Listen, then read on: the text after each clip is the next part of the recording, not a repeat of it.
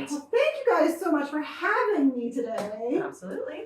So one of the things that I really want to explore, you guys are brand new. So tell me when you got started and how the heck did you get here? Well, we're veterans now. We've been doing this for 6 months. 6 months. Oh my gosh. We added up how many meals we served the other day, and it was, that was just like in a 10-day period. It was like 66 Last week we people. served 66 people. 66 people Yeah. last week? Wow. Which is, for some it's not a lot, but for us being Yeah. small hand, that's every room. Yeah. And you have 7 rooms. 7 rooms, yeah. So it was a pretty fast learning curve, So what made you go down this road? What did you do before? Where would you We live? were what is known in the industry, as we've learned, we were corporate refugees. We are. Yeah, we are corporate refugees. So 23 years in corporate America working for a financial services company. She was in HR as a Employee consultant. benefits. And we just got tired of that grind and we wanted to do something more fulfilling, and we thought about it, and our youngest kid flew the coop last August. We have 5 between us. So. So the timing was right. And where were you living? Dallas, Texas. So you went from Texas to Lancaster, Pennsylvania. We did. And did you look all over, or did you really want to come to the Northeast? We wanted to be in the Mid-Atlantic. Okay. She's from Michigan and I'm from Northern New York. We miss the seasons in Texas. We have basically 2 seasons, Yeah. 2 weeks of winter and the rest is summer. So we thought about it and we wanted to do something that we were passionate about, and we like to cook, we like to meet people, we like to entertain, we like to do all the things, including like maintenance and gardening and things that we do now every day. Yep. And we knew we wanted to get back to 4 seasons. We had contemplated Michigan, because that's my happy place, but we didn't want to deal with extreme winters. So that's how we settled on the Mid-Atlantic. We got back to 4 seasons, but it's not too extreme in the winter, not too extreme in the summer. Yeah. It's kind of the best of all worlds. Yeah. We looked in New York, we looked in Pennsylvania, And Virginia. Virginia. We're going to look in one in North Carolina. But after we came here, we had 2 more to look at after we came here. And we love the house. We love the downtown area. It's very vibrant. And we're 5 minutes from Amish country, which is beautiful. So we just said, why keep looking? This is the place. This is the one. So you bought this in December. We did. So we made the decision in September to quit our jobs. And That's very motivating. yeah. Yeah. Jobs. Picks up the pace a little when you have no income.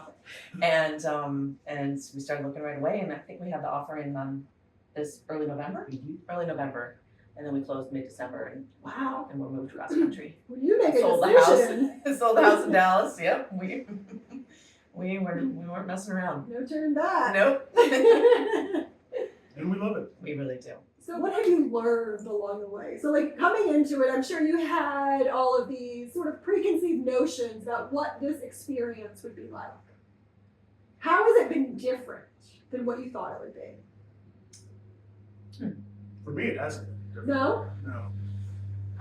I would say I am surprised at how much energy it really does take. Now, do you guys have any employees? No. So you're doing it all yourself? We're doing it all ourselves now. So turning the rooms, all the cooking, all the gardening except for mowing. So yeah, everything. So And we all went- the laundry, and so it's a lot. It's a lot. But I love it. I absolutely love it. And every time I even have a moment where I'm like, okay, another load of laundry, I always think, this is so much better. It's still better than sitting behind my, in front of my computer screen working on another client presentation and PowerPoint decks and Excel spreadsheets. And I'm so, familiar. yeah, you're familiar. I- So I I will say- love it. I will say that going from a ranch house, single Oh. story in Texas to 2 buildings that have 3 floors and a basement and 2 floors and a basement, it did take some getting used to. Yeah, your Going thighs up and and down the buns stairs. Oh, are yeah. probably in the Yes. best shape they've been They in are. a They are. long They are time. now. In the beginning, my knees and everything, I'm like, I don't know if I'm gonna be able to do this. I was in so much pain. Yeah. But and then the other thing I think that I have just been as a pleasant surprise is bed and breakfast guests are just the nicest, kindest, most interesting, fun people. I mean, Yeah. just, we have so much fun serving breakfast in the morning and talking to people and getting to know people, and it's been great. That part, I just love it. It's very fulfilling and satisfying. Yeah, it makes it less like work, right? Exactly, it's so true. We've made more friends in the last 6 months. Oh, that's incredible. Yeah. We've had many guests like leave us gifts. I know. And so it's been like, it's just been wonderful. That part is just always amazes me that, you know, people in general are just kind. Yeah. You don't see that on the news, you don't No. feel that way based on everything that we hear this day and age, you know, when you see on TV. Yeah. You see it every day, so. But within these walls, it's just, everybody's just having a good time. So you bought this from the previous innkeepers. Mhm. We did. And what have you changed to the building since you moved in? Or to any processes or technology? What have you guys changed? Right. Well, the first change was the roof. Yeah, Oh. that was not So, fun. we knew it was coming, but we replaced the roof here in the main house. And then we've done some repairs, upgrades.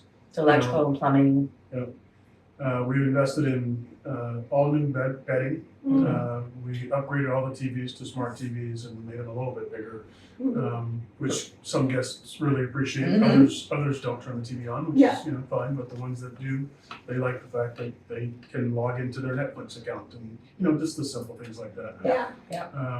Brought the piano. Brought the piano, got the fireplaces working. Upgraded many of the AC units to these new fancy ones. They're nice and quiet, super efficient. Yeah, I guess a 1912 home doesn't come with central air. No, And I don't think we'll be putting that in. Yeah. But otherwise, we've had to replace some artwork because they did take some of their personal pieces. Sure. But that part's been fun too because there's so many beautiful art galleries and Mhm. antique shops here, and so we're kind of taking our time. And were these finding- chandeliers here? Yep.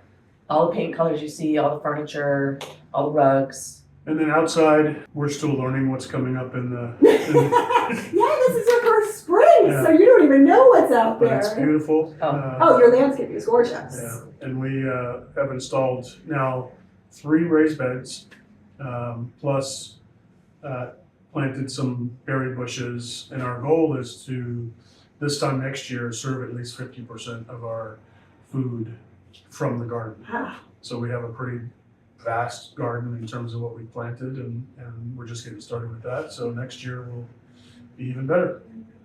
talk about fresh. Yeah. Right? Backyard to table. That's incredible.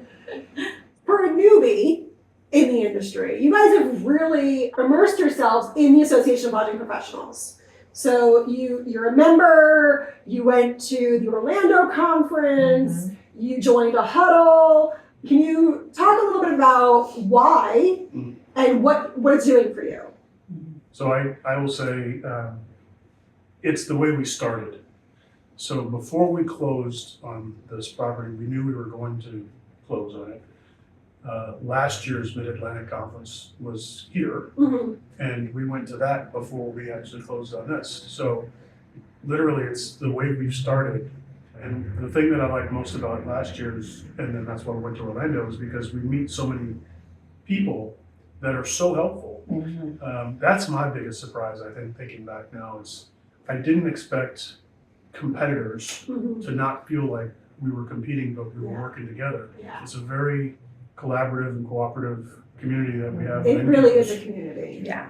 So we love that, and And You the know. new innkeepers program that you put together was phenomenal. Yeah. That first day. Good. Oh my good. gosh, for us to just be able to dive right in and hear so much information Learn up so front. much. Like we didn't know what we didn't know, right? So it was great initial kind of deep dive. Yeah. It was just perfect timing. We were really Yeah. lucky in that regard. And then with you doing the huddles, I mean, I Yeah. love that you guys are really investing in yourselves and trying to be little sponges and just take it all in instead of just trying to figure it out on your own.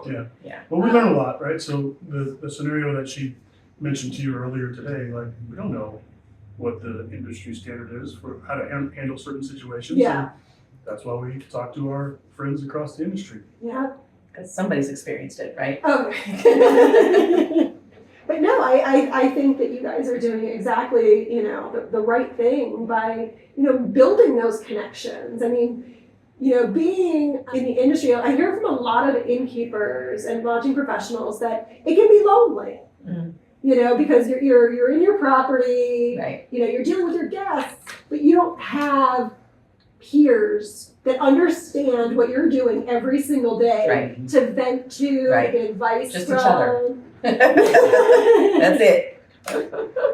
So, I think a lot of people who really take advantage of like what ALP has to offer get a lot out of it because they make themselves, call somebody else, or they participate in a huddle, or they go to the conference so that they can, complain, get ideas. Support group. Brainstorm. Absolutely.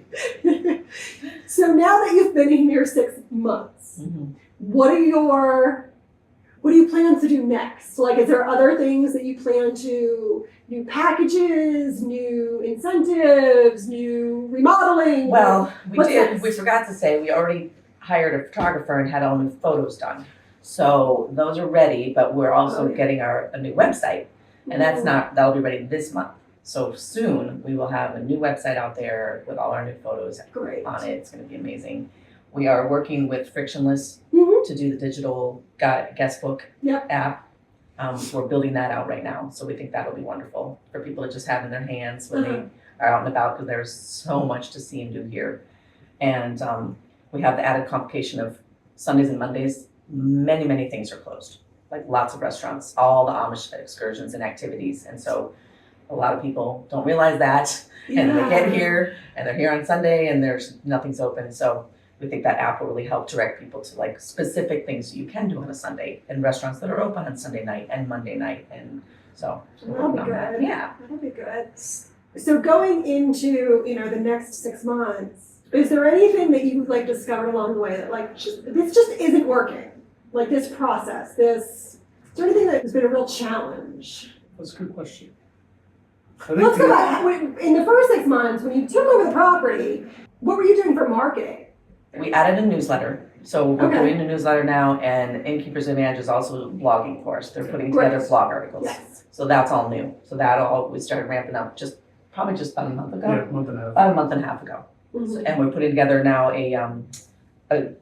when we get the new website, there'll be a place for people to subscribe to the newsletter, which will be nice, because we just don't feel like previously there was not really a regular communication out to previous guests. So we're excited about that. The other big marketing thing we did was get more on social media. We started the Facebook post from scratch, basically from the ground up. So we have very few followers on that at this point. But we had to start over. Instagram, we're on that as well. Yeah. And just updating all of that and getting more involved and posting things, but also replying to reviews. It's good engagement with that. I spent 2 hours doing that yesterday. Yeah, so maximizing our SEO and things like that. What we haven't done is we haven't invested in a particular marketing company. That's kind of expensive stuff. Sure. And we didn't want to do all of that just getting started. Yeah. Because we already had the photos and the website redesigned, and it was, baby steps. So we said initially, going back to the very beginning, that we weren't going to change anything for the first year. And then we went to the ALP, the Atlantic, and we wanted to do everything that we saw. We did. We left there going, we have to change everything. So then we took a step back and we said, okay, what are the things that we can do that aren't cost prohibitive for us early on? Yeah. And then once we get a little bit more experience and a little bit better handle on how to handle expenses and how to handle, the things that come up on, as a surprise repair, for example. And know how much we have to spend, then I think we're going to do a little bit more aggressive marketing with the company. Great. Yeah. And being that it's just the two of you, no other employees, how do you divide and conquer? Like, do you have your own lane that you stay in, or? We very much are a team, and there are certain things that I do. Like I'll strip all the room. Our process is I'll strip the room, and I'll bring up the towels and the bedding, and then I'll do the bathroom, and then I'll start to make the bed, and she'll finish making the bed, and then vacuum. So we do, He'll get the fitted sheet on there for me, and then when I come up, I finish the beds, vacuum, dust, do all kind of the like cross the T, dot the I's. Yeah. And then with the cooking, we have very, like I said, he does the majority of the main entrees, and I do the starters and the baking. There's a couple entrees that I do as well, but we kind of got the routine down on the recipes. And That's great. yeah. and I do most of the shopping, and she put together a ridiculously good spreadsheet for us, so we can take a look at the week, and we know who's here, when they're checking in, how Got long their they're names, staying. where they're from, what the dietary restrictions are. And then she puts together the menu section with how many guests, and then from there I know how much to buy of certain things to make what we're gonna make that week.